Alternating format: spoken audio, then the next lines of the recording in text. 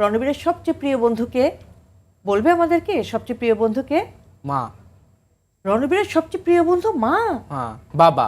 বাবা আমাকে বেশি আদর করে, মা বেশি আদর করে। তাহলে মা বাবা দুজনই হচ্ছে রণবীরের সবচেয়ে প্রিয় বন্ধু। প্রিয় বন্ধু।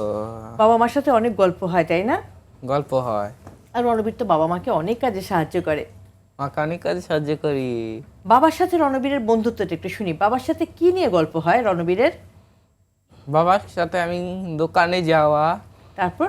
বাজার কেনাকাটা। হুম। বাবা বাবা কাজ গার্মেন্টস ফ্যাক্টরিতে চাকরি করে, আচ্ছা ব্যবসা করে। আচ্ছা। বাবাকে আমি হেল্প করি। বাবা ভারী জিনিস তুলতে পারে না, ও, আমি ভারী জিনিস তুলতে পারি, ভারী ব্যাগ তুলতে পারি।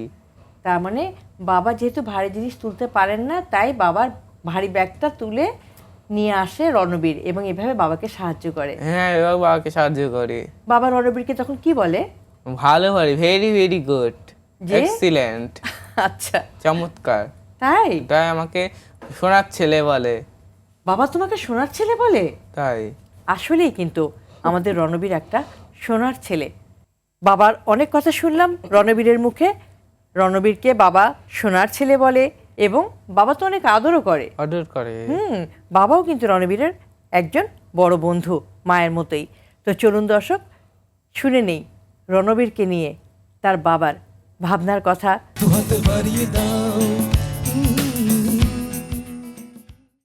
ছোটবেলা থেকে রণবীর সব কিছু ঠিকই চলছিল।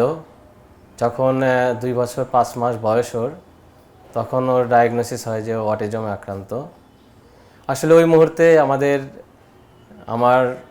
আমার ওয়াইফের কারোই আসলে বা আমাদের পরিবারের কারোই অটিজম সম্পর্কে তেমন কোনো ধারণা ছিল না।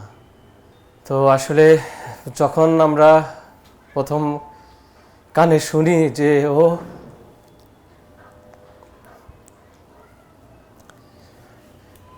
অটিজম আক্রান্ত, তখন আমরা আসলে খুব ভেঙে পড়ি আর কি।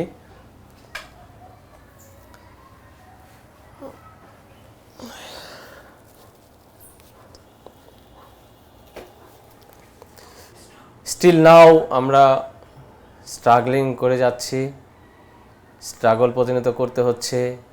পরিবার, সমাজ, রাষ্ট্র সব জায়গায় আমাদের অনেক কিছু প্রবলেম ফেস করতে হয়।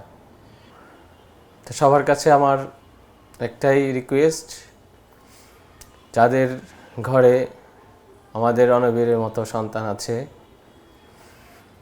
তারা ভেঙে পড়বেন না, সাহস রাখবেন, সৃষ্টিকর্তার উপর ভরসা রাখবেন। চেষ্টা করতে হবে, চেষ্টা করলে অবশ্যই আমরা সফল হব। ওরা যে স্বাভাবিক বাচ্চা না, কিন্তু স্বাভাবিকের চেয়েও যে বেশি কিছু করতে পারে, তা আমার ছেলেকে দেখলে হয়তো বুঝবেন। এর মাধ্যমে আমি আসলে একটা মেসেজ দিতে চাই, সেটা হচ্ছে সবাইকে আমাদের প্রতি এগিয়ে আসতে হবে, আমাদের সন্তানদের প্রতি, যাতে ভবিষ্যতে ওরা সমাজকে, রাষ্ট্রকে কিছু দিতে পারে। এটাই হচ্ছে আমার চাওয়া। আমি ধন্যবাদ জ্ঞাপন করছি মুনিরা আপাকে, আমি ধন্যবাদ জ্ঞাপন করছি আরটিভি কর্তৃপক্ষকে।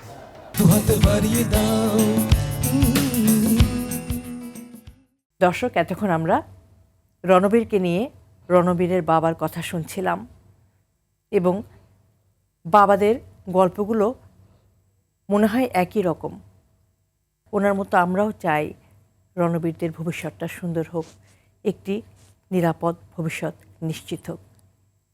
অনেক ধন্যবাদ রণবীরের বাবাকে।